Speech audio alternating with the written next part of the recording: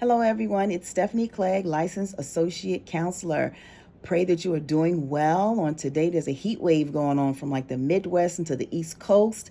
So, praying that you are staying hydrated and staying cool. I'm here to bring you another mental health moment. So, today's topic is betrayal trauma. Let me just say this. Anytime anyone shares information with you and they're sharing it as a matter of fact, people should always say where their resources lie. Like, where did they come up with the information if it's not original, if it's not their own? So I am guilty of that as well. So I'm going to tell you that I do a lot of studying. I'm like a life student. So I have peer-reviewed research and articles by people in the field of mental health. And I do research, I learn information, I utilize it with my clients, but I love sharing it. I love sharing it with everyone and anyone. The more we know, the more we grow. So this particular information that I'm going to be sharing with you today is an article that was written by Amy Archer. Her title is MFA. And she actually titled it Betrayal Trauma, What It Is and How to Heal. So I want to give credit to Amy for her information. And of course, I'll just add my professional expertise to it as well. So let's talk about betrayal trauma. Have you ever been in a situation where most people have experienced some kind of betrayal in like a romantic relationship where you thought the person was all in and then they cheated, right? There was some infidelity, or that the person was living a double life. And you found this out, could be any number of ways: phone call, a note, a receipt that you found, something like that, right? But what this means, according to Amy Archer, is that there's a sudden implosion of everything we thought we knew, right?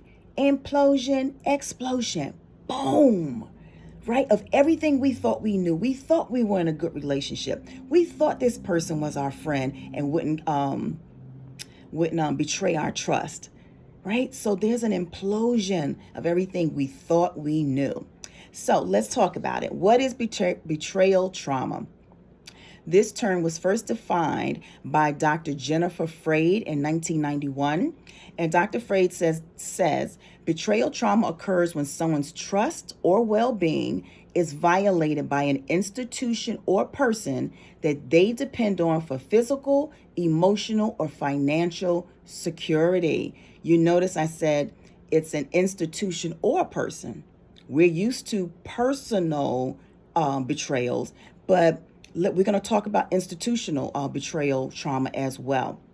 So what are the symptoms of betrayal trauma, right? When this implosion occurs, here are some of the symptoms. There can be shock, right? Because we're unaware, came out of left field, we're shocked. We can experience grief, depression, anxiety, anger, addiction, right? That's self-soothing. That's how we self-soothe, how some people self-soothe, but through addiction. Self-doubt. We can doubt ourselves. Maybe it was me. We can have damaged self-esteem. I'm not good enough, and that's why this is happening. Emotional dysregulation.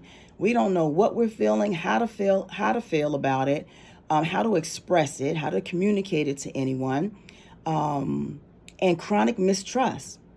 That's our natural inclination. If someone betrays our trust, naturally there's going to be some mistrust going forward. But betrayal trauma symptom shows up as chronic mistrust. And then also there could be a fixation on the perpetrator. I know someone who was married and the marriage broke up, and one of the spouses was just fixed on the other spouse, the ex. They couldn't move on with their life. They couldn't have a relationship with anyone else. They wanted to know what this person was doing and who they were with, and just fixed on this person. And part of that may be just wanting to see why this person left me for someone else, right? What is it about that person? So they could just be fixed and not ready to let that relationship go. So there are a couple of forms of betrayal trauma. I mentioned institutional.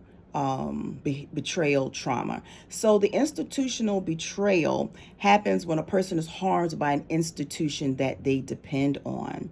For example, Dr. Freyd says that the example is if you have a government that doesn't protect the rights of marginalized communities, or another example she gave is if the government responds slowly, like to a natural disaster, we may feel a sense of institutional betrayal, right? That we've been betrayed.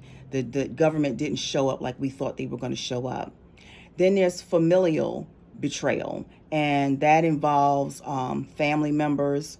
The example provided is when a child is in a neglectful or abusive family, and you depend on that person for survival, right? Kids depend on their parents for survival. So that's a form of familial betrayal.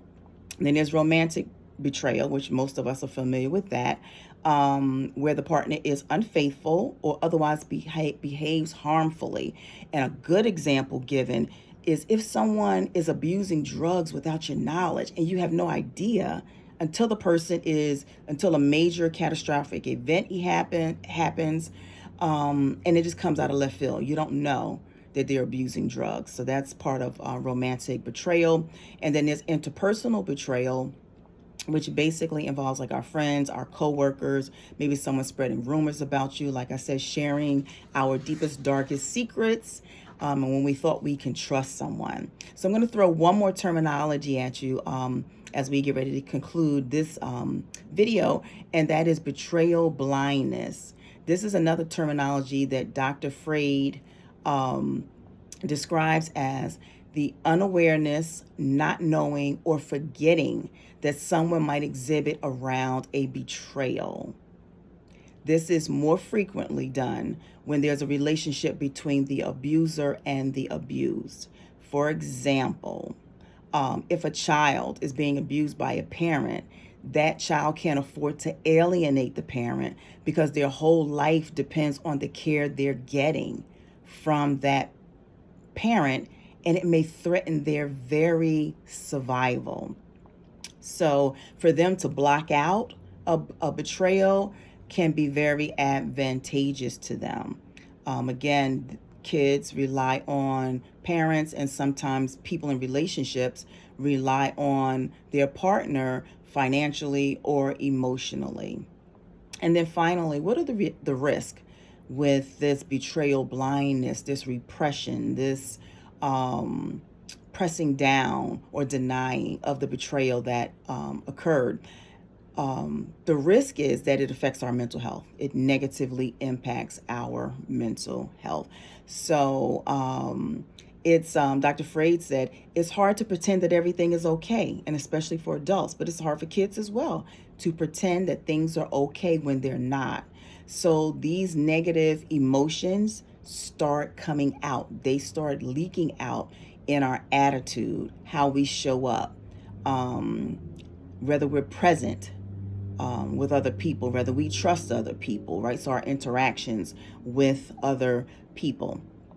So that's the risk of denying betrayal. But again, it is used as a coping mechanism, a defense mechanism, when it's advantageous for the person who is depending on the abuser emotionally or financially.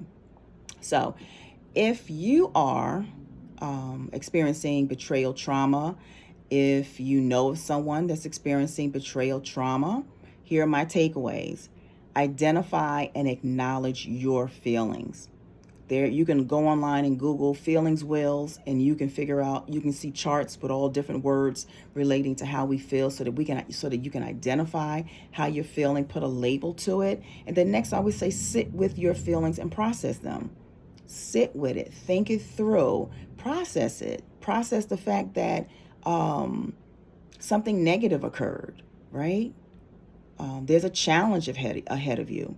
You know, you have to figure out next steps. Then next, connect with your circle of support for help. If you have a close inner circle or a person that you trust and that you can confide in, that can give you good resources or pray with you, or, you know, just point you in the right direction for additional help, do that. And then finally, seek the help of a licensed professional if you need extra support.